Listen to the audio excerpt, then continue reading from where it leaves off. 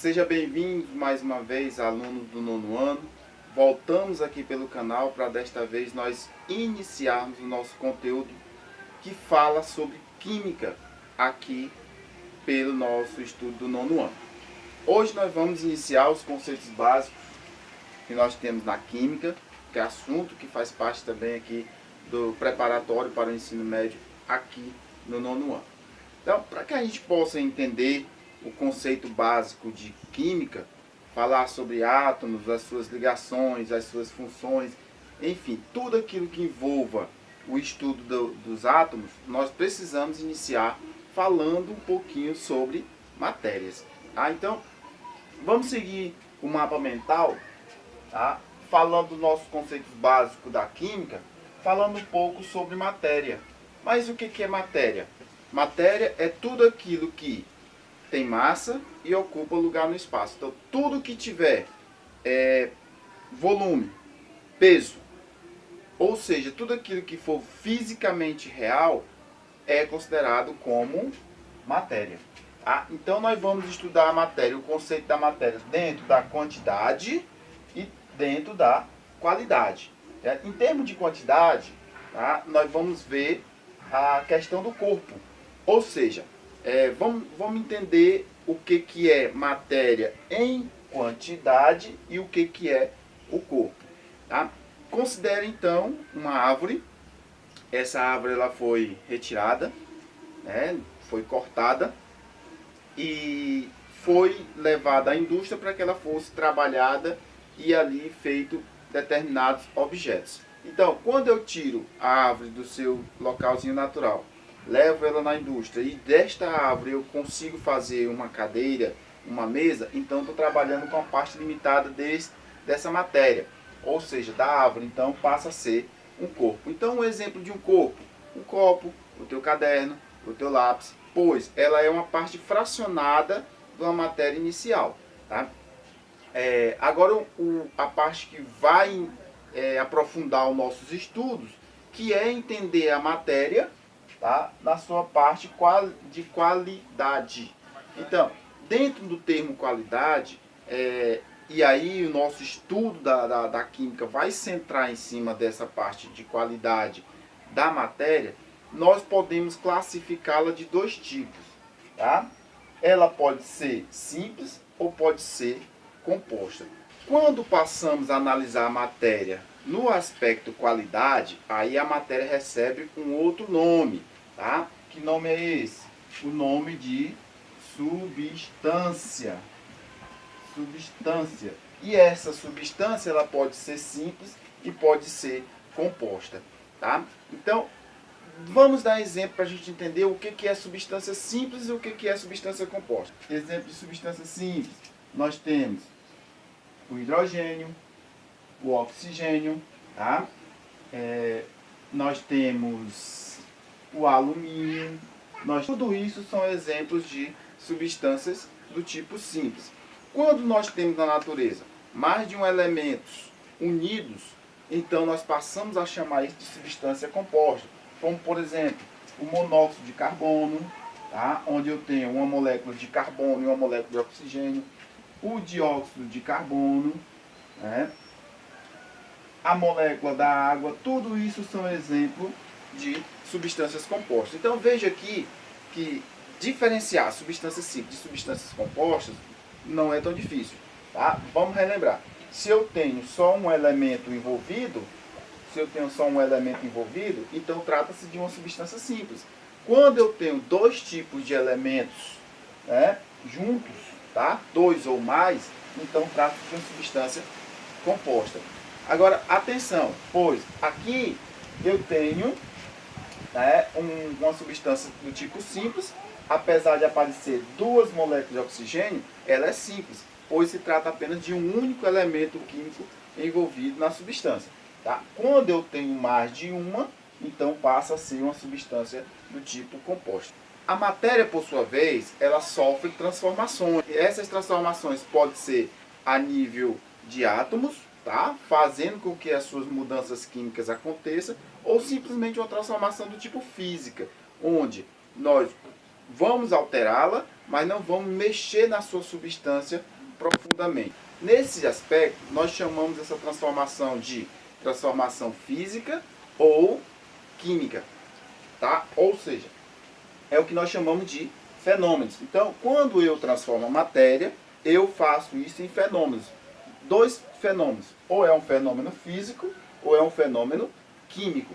No fenômeno físico, eu faço a transformação da matéria sem alterar a sua composição química. Nos fenômenos químicos, eu transformo a matéria e altero a sua composição química. Vamos aqui dar exemplos do que é um fenômeno físico e o que é um fenômeno químico. Tá? Como exemplo de fenômeno físico, o que eu posso ter? Exemplo de fenômeno físico, um copo quebrado. Quando eu quebro um copo, simplesmente eu só fiz diminuir o tamanho dele, ou seja, quebramos, mas o vidro permanece o mesmo, não alteramos nada em termos de composição química. Tá? Mas, claro que eu alterei a forma dele, mas a composição química permanece. Tá? Quando eu tenho exemplos desse tipo, então eu tenho fenômenos do tipo físico, tá? Porque eu não altero a composição química do material, tá? Ou da matéria. E fenômenos químicos são aqueles que eu vou alterar, né? Vou fazer a transformação, mas vou alterar também a química por trás do elemento que forma aquilo que está sendo transformado. Vamos para um exemplo aqui, queima do papel. Ou seja, quando eu queimo um papel, né, aquilo que outrora era um papel transformou-se em cinzas, fumaça, não é isso? E por fim, ele chegou a terminar. Ou seja, para a gente entender melhor, nos fenômenos do tipo físico, eu consigo reverter o que eu tinha acabado de fazer. Eu quebro um copo, eu posso pegar aquele copo, reaproveitar aquilo e refazer um outro copo, né? O que a gente chama de reciclagem. Nos fenômenos químicos, não tem como eu pegar a fumaça que saiu da queima do papel, não tem como eu pegar essa fumaça, juntar com o fogo que foi feito e refazer o papel.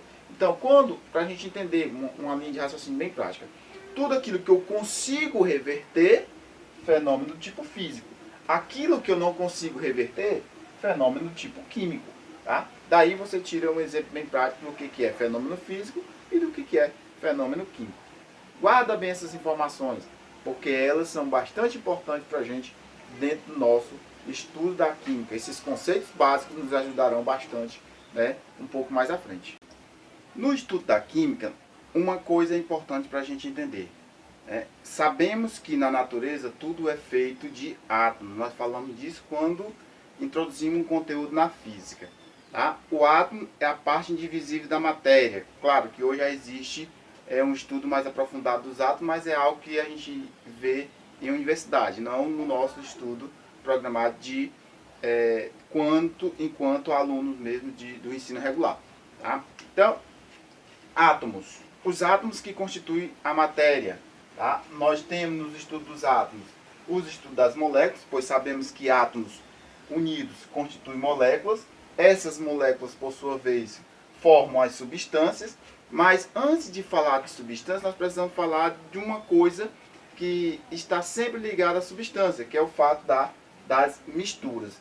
O que é mistura? O que é substância? Mistura é o conjunto formado por mais de uma substância. E o que é substâncias? Conforme nós já falamos, é o conjunto de moléculas. Essas substâncias podem ser simples, conforme nós falamos há pouco, ou podem ser compostas. Então, no estudo das misturas, nós vamos trabalhar as misturas, tanto de misturas simples como de misturas compostas. Porém, o que vem a ser substância na parte mais minuciosa. Tá? Mistura, por sua vez, tem componentes químicos variados. Contudo, não é representado por uma fórmula química. Mas o que é uma fórmula química? É um método que nós temos de representar uma substância, né, de uma forma mais simplificada. Mais à frente a gente trabalha um pouco mais sobre fórmulas químicas.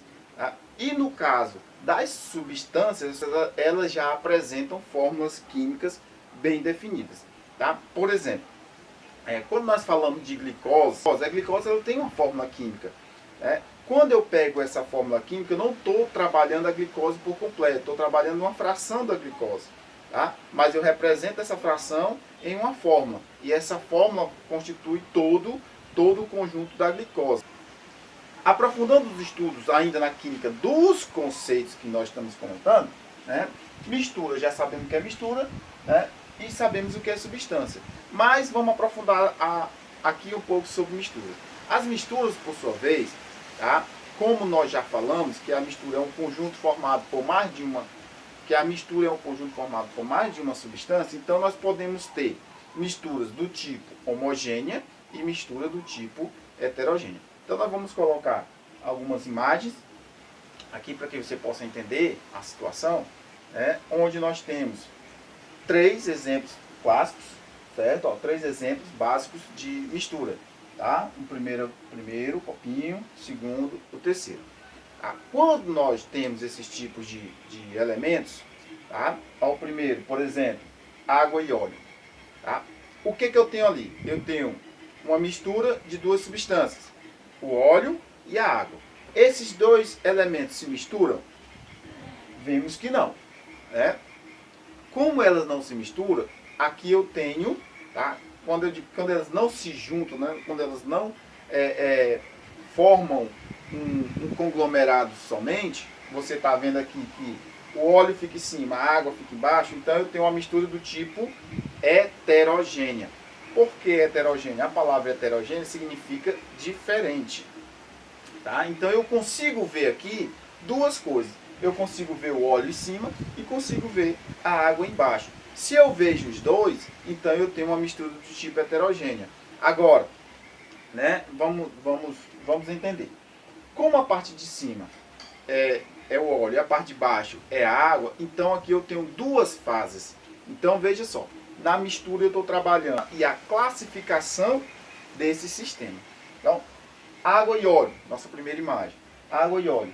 Quais são as fases? Quantos tipos de substância eu consigo enxergar aqui? O óleo e consigo enxergar a água. Então, estou vendo 2. Então, eu tenho 2 fases. Tá? Eu tenho 2 fases. Em termos de classificação, como é que eu classifico esta imagem? Eu classifico do tipo, uma mistura do tipo heterogênea. Por que heterogênea? Porque eu consigo ver mais de uma substância aqui. Se eu tivesse a enxergar apenas uma substância, é o próximo exemplo que eu vou dar, tá? Aí não seria uma mistura do tipo heterogênea. Olha e veja essa imagem com detalhe, certo? Analise ela. Quantas fases você consegue enxergar? Ou seja, quantas substâncias você consegue enxergar dentro desse copo de leite? Nós sabemos que o leite ele é formado por cálcio, por água, proteínas, vários tipos de elementos. Porém, quando nós olhamos para esse copinho de leite, o que nós enxergamos nele aqui? Apenas uma fase, apenas a corzinha branca completando todo esse copo de leite.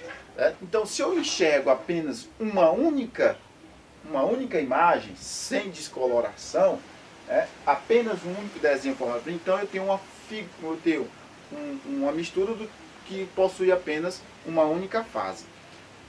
Quando eu olho para eles, também só enxergo uma única substância, então nesse caso eu estou trabalhando com a mistura do tipo homogênea. Homogênea significa igual. Tá? Então, antes, na figura anterior, heterogênea, porque eu conseguia enxergar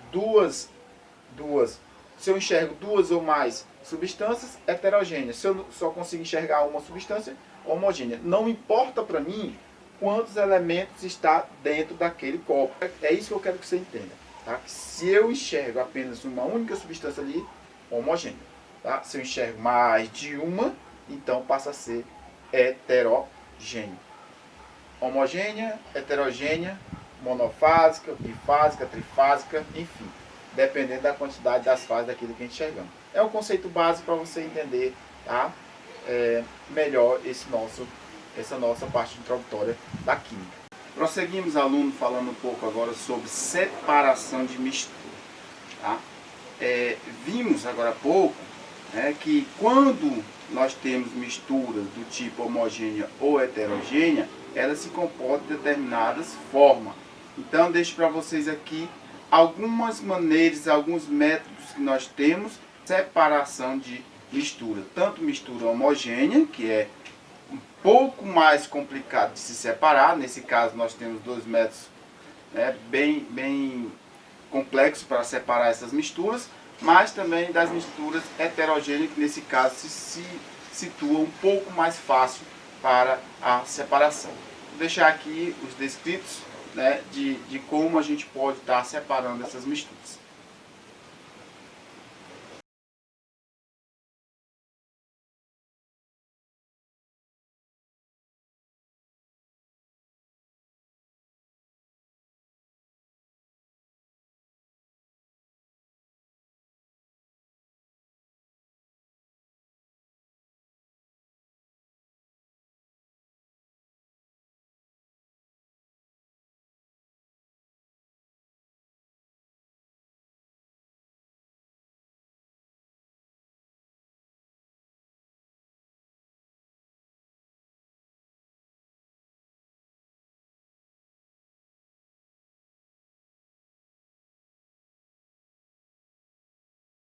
E continuando com o assunto, agora nós vamos falar sobre a estrutura do átomo.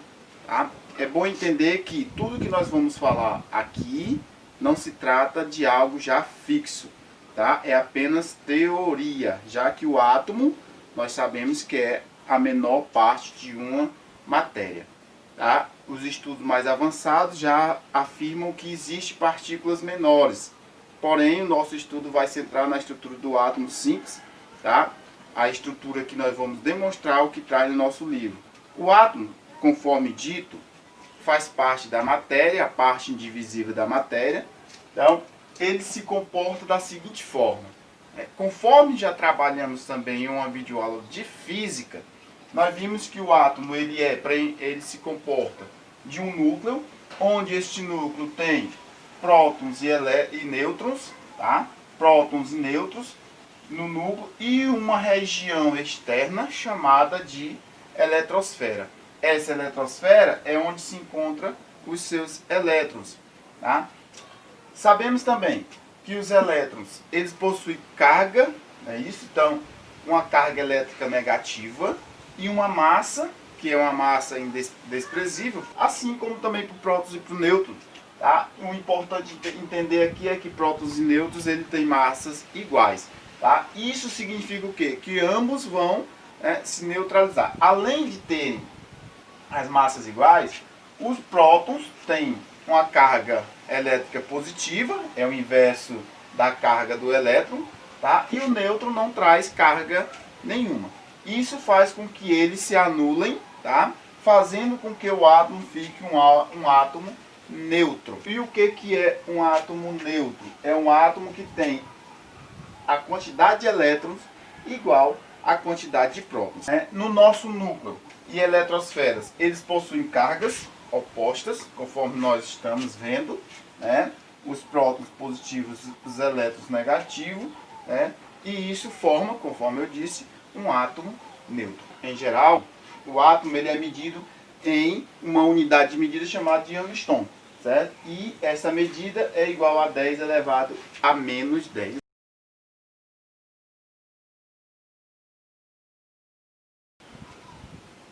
A eletrosfera é a região periférica do átomo, onde os elétrons estão em constante movimento. Esta região ela é chamada de camada eletrônica ou nível de energia, que no nosso caso nós vamos representar por letras K, L, M, N, O, P, Q ou pelos números 1, 2, 3, 4, 5, 6 e 7.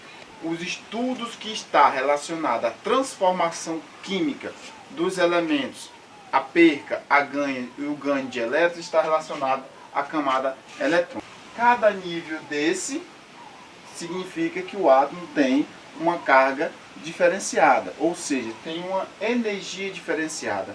Bom, para que entendamos melhor essa questão de subnível de energia proveniente no núcleo, no núcleo de cada átomo, então vamos entender da seguinte forma. Tá?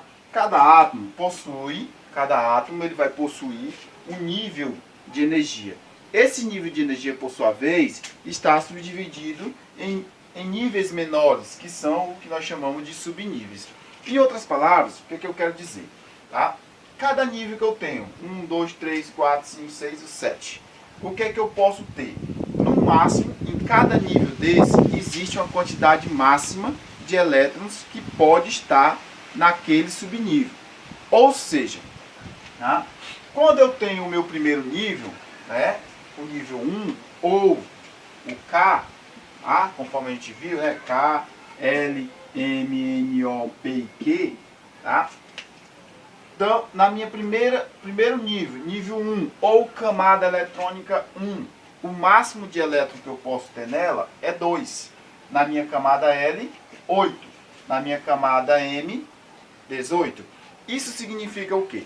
Que sempre eu vou ter isso presente em cada átomo? Não. Eu tenho um átomo qualquer, o seu núcleo, onde eu tenho prótons e nêutrons, e a sua eletrosfera. A sua eletrosfera vai depender do tipo de átomo.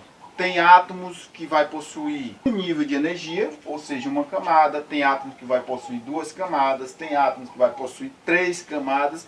E tem átomos que vai possuir as 7 camadas. Isso vai depender do seu número atômico, que é algo que a gente vai falar um pouco mais à frente. Tá? Então, o que eu quero que entenda aqui? Tá? Que eu tenho um átomo, o seu núcleo, tá? E o seu primeiro nível de energia. Nesse primeiro nível de energia, que é o nível K, né, a minha camada K, já que eu estou falando da camada eletrônica, ela só pode ter no máximo 2 elétrons. Não pode passar de 2 elétrons. Tá? Mas ele pode ter menos? Pode. Pode apresentar apenas 1 elétron. Quando falamos no máximo, é porque não pode passar de 2. Tá? Mas pode ter menos. Tá? Isso é algo que a gente vai debater um pouco mais à frente. A minha camada L, ela tem no máximo 8 elétrons distribuídos nela. Tá?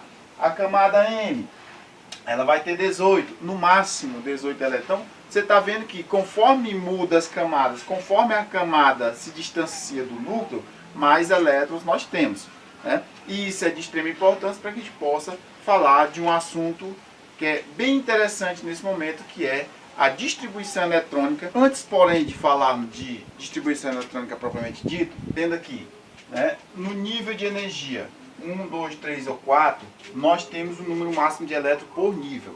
O nível 1 é 2, o nível 2 são 8 elétrons, o nível 3, 18, 4, 32. E cada nível desse possui subníveis de energia. Esses subníveis de energia são representados pelas seguintes letras: o S, o P, o D e o F.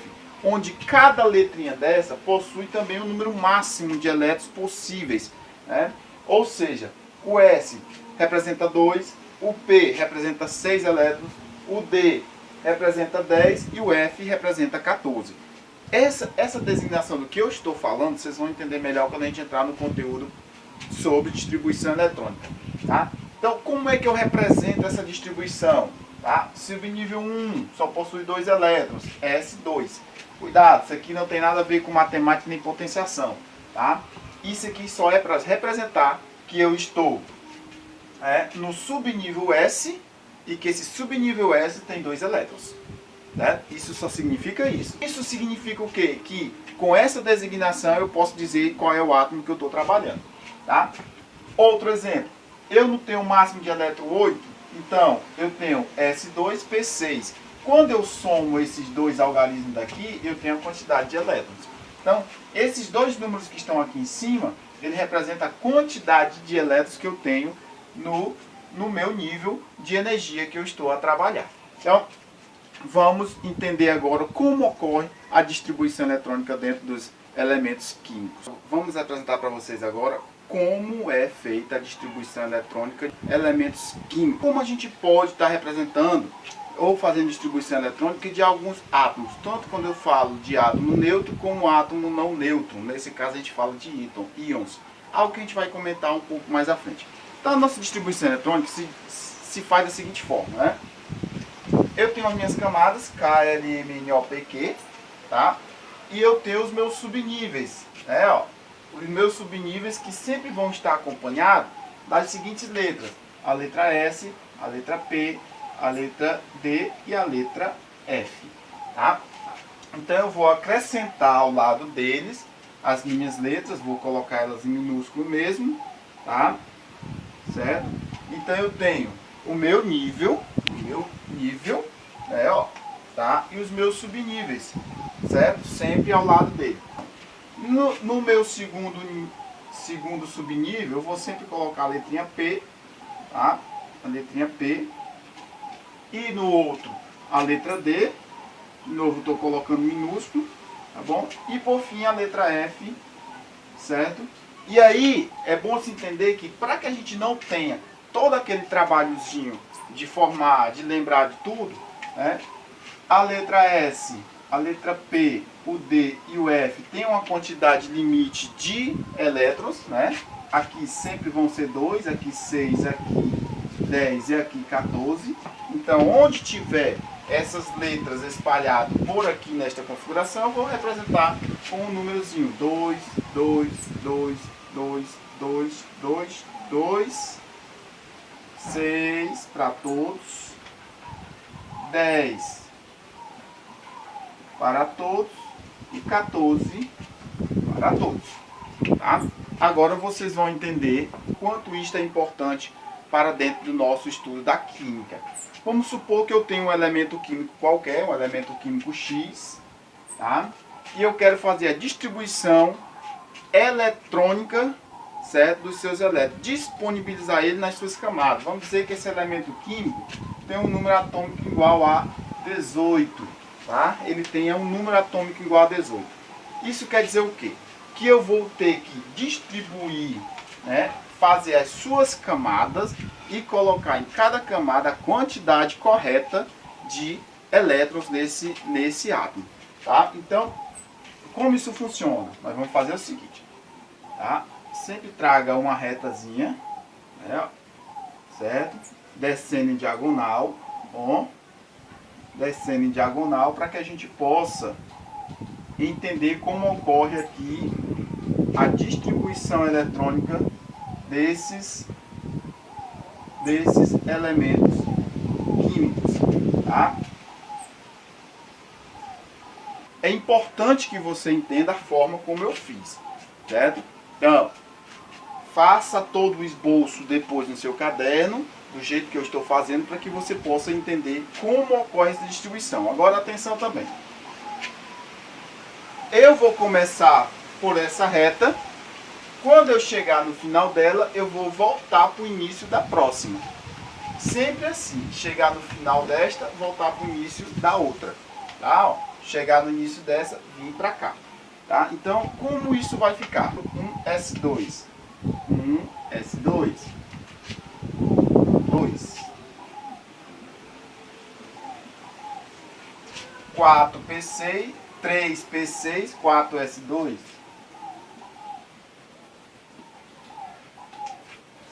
3D10, 4P6, 5S2.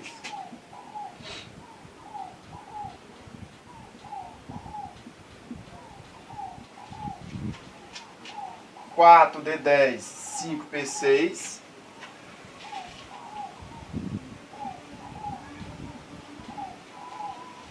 6S2.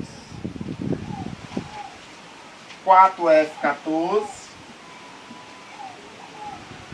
5D10, 6P6, 7S2, voltando para terminar, 5F14 e 6D10.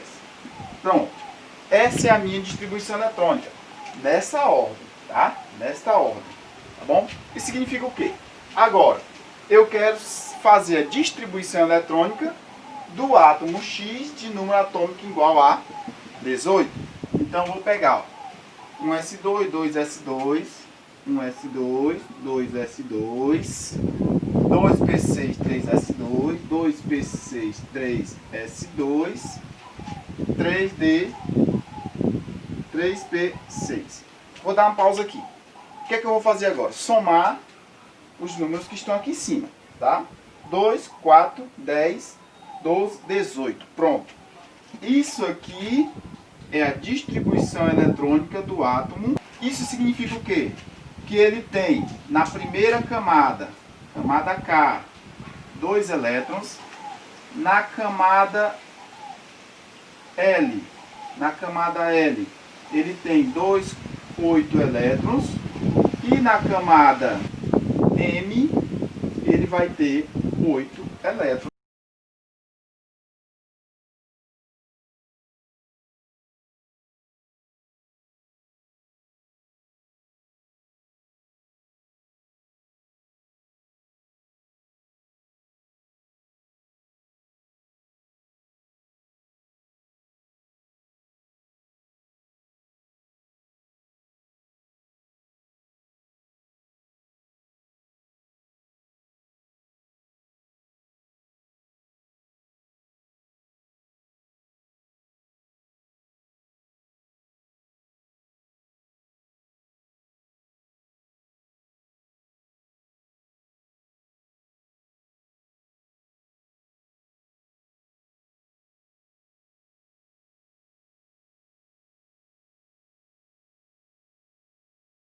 Falemos agora sobre átomos e íons, né? Um assunto bem relevante, pois na natureza é muito comum se encontrar átomos em forma de íons, íons cátion ou íons ânion, certo? Ou seja, quando o átomo perde ou quando o átomo ganha elétrons.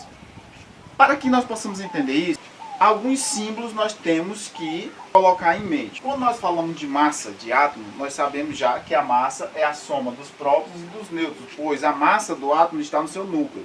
E o núcleo é representado pelos prótons e os nêutrons, né? São eles que fazem parte do núcleo do átomo. Tá? Então, a massa de um átomo nós vamos representar pela letrinha A. Tá? Então, sempre que estamos trabalhando química e a letra A aparecer, é porque nós estamos falando, querendo representar a massa de um átomo, certo? Ao mesmo tempo que, se a massa é a soma dos prótons com um nêutron, então eu posso representar a massa de um átomo pela seguinte fórmula, tá? A massa de um átomo é igual a prótons mais nêutrons. Ou eu posso representar que a massa de um átomo é igual ao seu número atômico, que eu vou representar pela letra Z, mais o N, certo? Uma vez que o número atômico equivale à quantidade de prótons, ou seja, se eu tenho 10 prótons no núcleo de um átomo, isso quer dizer que ele tem número atômico igual a 10, tá? Então, eu posso usar essas duas fórmulas. Cuidado, mais uma vez, vamos representar aqui, ó, número atômico é igual a quantidade de prótons, tá? Para que a gente não esqueça. Olha a relação. Então vamos para um exemplo, para que a gente possa entender como nós podemos encontrar, através de uma equação simples do primeiro grau, né, alguns desses elementos que estejam faltando na estrutura de um átomo que a gente pode encontrar. Vamos lá.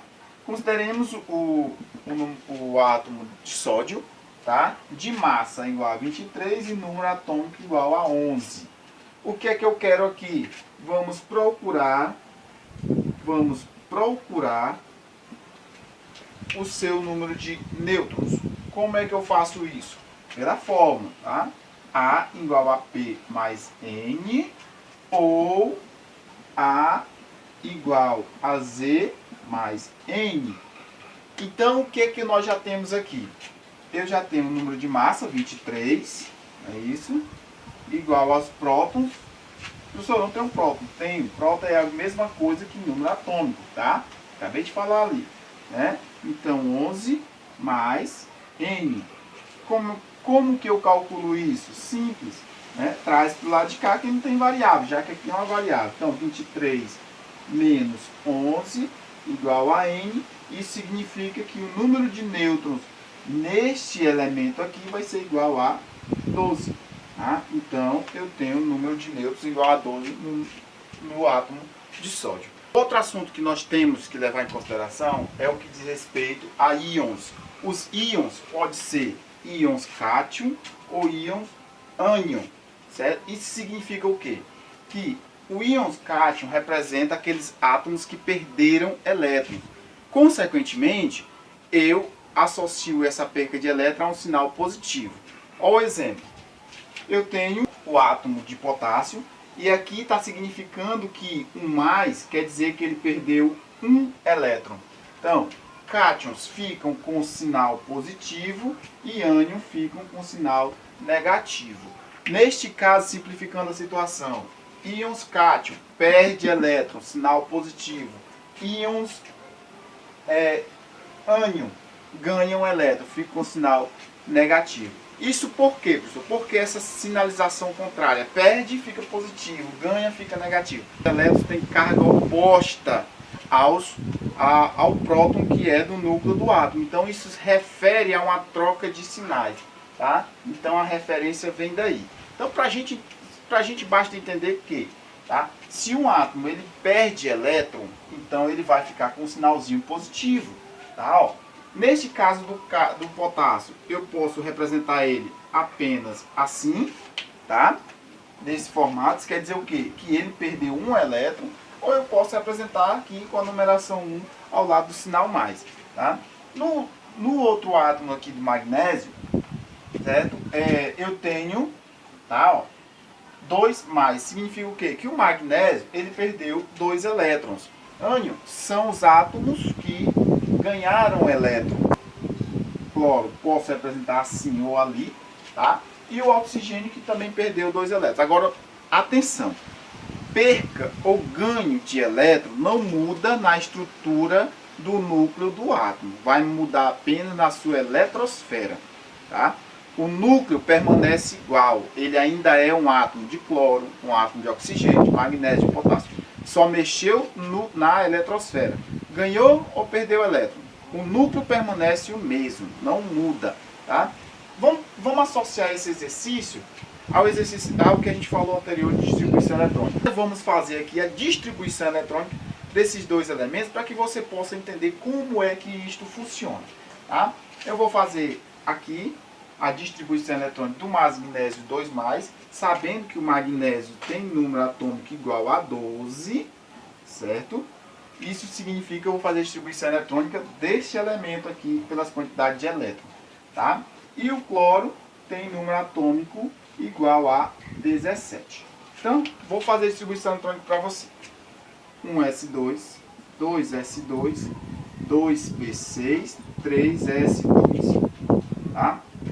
Aqui, 1s2, 2s2, 2p6, 3s2, 3p6, tá? Deixa eu ver, 2, 10, 18. Aqui, eu vou colocar só o número 5, conforme eu disse, os subníveis podem ter menos, não pode ter mais.